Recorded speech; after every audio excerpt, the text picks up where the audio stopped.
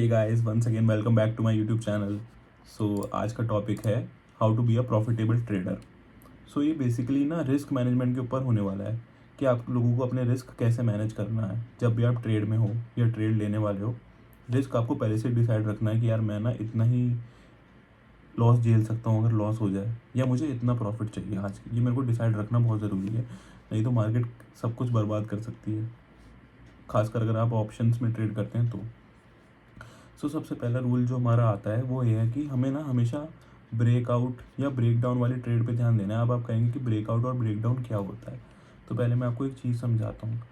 अगर आप मार्केट में लेवल बनाने की कोशिश करेंगे तो आपको दिखेगा, ये देखो मैंने जैसे क्रिएट करा है, आप भी कर सकते हैं। यहाँ से मार्केट यहाँ तक गिरी, फिर मार्केट ऊपर गई, फिर मार्केट यहाँ से गिर गई लेकिन यहीं तक आई, फिर ऊपर गई, तो मार्केट एक जोन में आ गई है। तो यहाँ पे सपोर्ट है सबसे बड़ा, जहाँ पे बाइंग प्रेशर है, मतलब यहाँ पे आती है मार्केट में बाइंग आ जाती है, तो वो ये 43,100 के अराउंड हमारा। और मार्केट में जाके ऊपर जहाँ पे सेलिंग आ रही है वो हमारा आ रहा है 43,440 के अराउंड। तो हमने सपोर्ट बना लिया, दिस इज़ कॉल्ड सपोर्ट जिधर बाइंग प्रेशर आता है, और दिस इज़ कॉल्ड रेजिस्टेंस जहाँ से मार्केट रेजिस्ट कर रही है, मतलब ऊपर नहीं जा पा रही है। सो ये सपोर्ट और रेजिस्टेंस हो गया।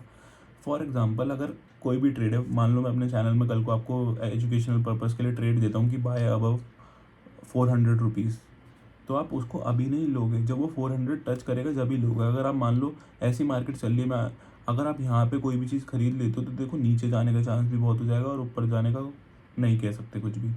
तो अगर मार्केट ना इसे ब्रेक डाउन कर देगी, यानी इसे इसका ब्रेकआउट दे देगी, सॉरी, तो मार्केट इसके ऊपर निकल जाएगी। जो as soon as market reaches this point, मतलब मार्केट का ये जो रेजिस्टेंस है ना, ये हमारा सपोर्ट में कन्वर्ट हो चुका है, मतलब यहाँ से और बाइंग प्रेशर आएगा तो मार्केट और ऊपर जा सकती है।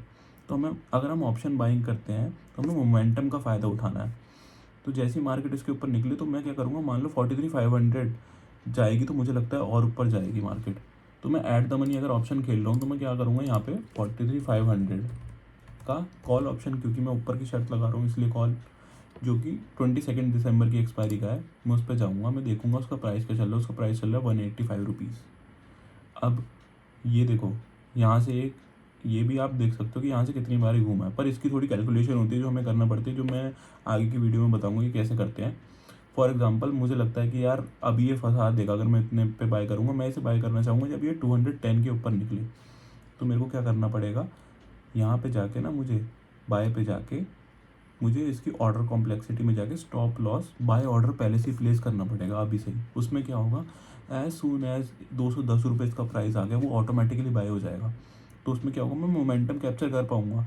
और मुझे साथ के साथ ये भी ध्यान रखना है, जो कि हमारा रूल नंबर 2 है, ऑलवेज यूज़ स्टॉप लॉस।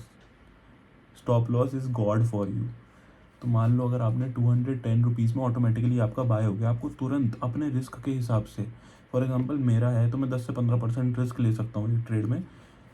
तो मैं क्या करूँगा, मान लो मैंने ले लिया, ये 210 रुपये पे ले लिया, तो मैं 25 रुपये पीछे का, यानी 210 में से 25 गए तो आपका बैठेगा 185। मैं 185 में ना, इस 185 का स्टॉप लॉस लगा दूंगा कि अगर मान लो ये मेरे हक में नहीं गया, मोमेंटम नहीं आया उस तरफ ऊपर का, और ये नीचे गिरने लग जाते हैं, मार्केट नीचे गिरने लग जाते हैं, तो ये 185 पे जब आए मेरा ऑर्डर अपने आप एग्जीक्यूट हो जाए, अपने आप सेल ऑफ हो जाए, मुझे चिंता नहीं होगी मन में। ये हमारा दूसरा रूल आता है कि ऑलवेज यूज़ एस एल। लेकिन अब एस एल को भी कैसे यूज़ करना है उसका भी हमें डिसाइड करना पड़ेगा। तो देखो, एक होता है ट्रेलिंग स्टॉप लॉस, उसमें आपको क्या करना है, अगर आपने 210 पे बाय कर दिया है, ठीक है, आपका ऑर्डर एग्जीक्यूट हो चुका है, मार्केट में आपको दिख रहा है कि यार 211 जा रहा है, 212 जा रहा है, 208, 209 ऐसे आ रहा है, तो वो उस रेंज में घूम रहा है। अब आपके मन में डिसाइडेड है यार मेरा तो 185 तक का ये मैं रिस्क झेल सकता हूँ, तो आप 185 पे इसको बेचना चाहोगे। 185 पे आपने स्टॉप लॉस लिमिट ऑर्डर लगा दिया, तो ये आपका 185 पे आते ही सेल ऑफ हो जाएगा।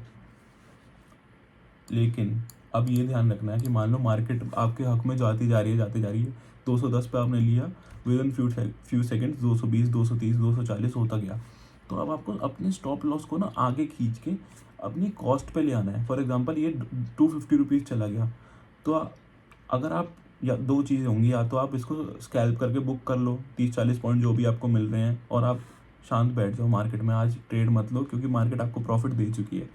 अगर आप ज़्यादा ट्रेड करोगे तो ओवर ट्रेडिंग की वजह से आपके लॉसेस ही बढ़ेंगे।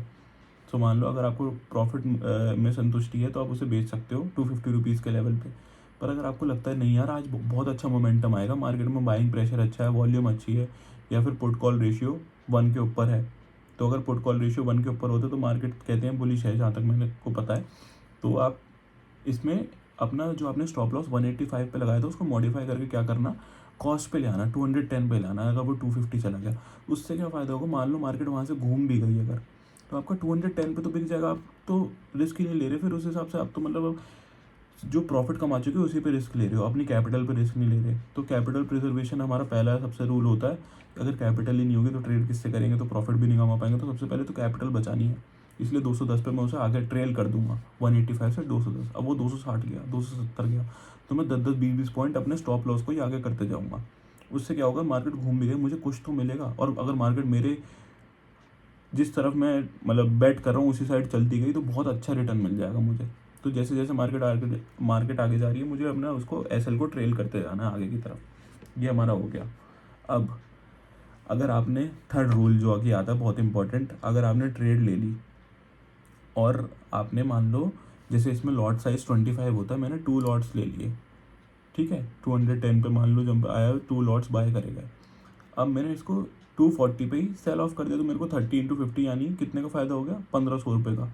अब मेरे पास 1500 का फ़ायदा मुझे हो चुका है आज के दिन में। तो ये नहीं है कि मैं कोई और ट्रेड ले रहा हूँ, मेरे अकाउंट में पैसे पड़े हैं तो मैं 100 क्वांटिटी बाय कर लूँ। मेरे पास 50, मैं 50 का ही रिस्क ले सकता हूँ, तो मैं पूरे दिन 50 से ही खेलूँगा। उससे देखो क्या होगा कि अगर आपको 30 पॉइंट्स अभी मिले तो 30 × 50 यानी 1500 रुपीज़ आपके बन गए, क्योंकि 210 पे जो आपने लिया था वो 240 पे आपने बेच दिया। अब अगर मान लो आप कोई भी ट्रेड लेते हो और उसमें 50 से ज़्यादा क्वांटिटी ले लेते हो, तो आपका रिस्क मैनेजमेंट तो बिगड़ गया ना। पहले आपने 50 के हिसाब से कमाए, मान लो दूसरी ट्रेड में लॉस होना शुरू हो गया तो आपका 75 के हिसाब से होना शुरू हो जाएगा, तो आपका तो सारा प्रॉफिट जाएगा बहुत तेज़ी से। इसलिए पूरे दिन सेम लॉट्स मेंटेन करने हैं। अगर 2 ले रहे हो तो 2, 3 ले रहे हो तो 3, as per your capital and risk. So आज की वीडियो में बस यही था। मैं और कुछ अगर आपको बता सकूँ तो मैं यही कहूँगा कि देखो, फ्री ट्रेड मत करो, पेशेंस रखो मार्केट में। मार्केट रोज़ खुलता है। मैं खुद अपने लॉसेस के एक्सपीरियंस आपको बता रहा हूँ कि कभी भी जो भी ट्रेड ले रहे हो हमेशा स्टॉप लॉस यूज़ करो। मार्केट हमेशा आपको अच्छा रिटर्न देगा, कभी आपका नुकसान बहुत भारी नहीं होगा। अगर होगा भी तो आपके कैपिटल का 10% हो जाएगा, लेकिन 90% फिर भी बचेगा, उससे कमा लेना। ये मैं अपने बहुत ज़्यादा लॉस कर चुका हूँ, उसके बेसिस पे बता रहा हूँ। तो मैं नहीं चाहता आप लोग लॉस करके सीखें, आप मेरी गलती से सीख जाएं जो मैंने सीखा है पिछले 1 साल में ट्रेड करके। बस इस वीडियो का यही मेन मोटिव था। Thank you.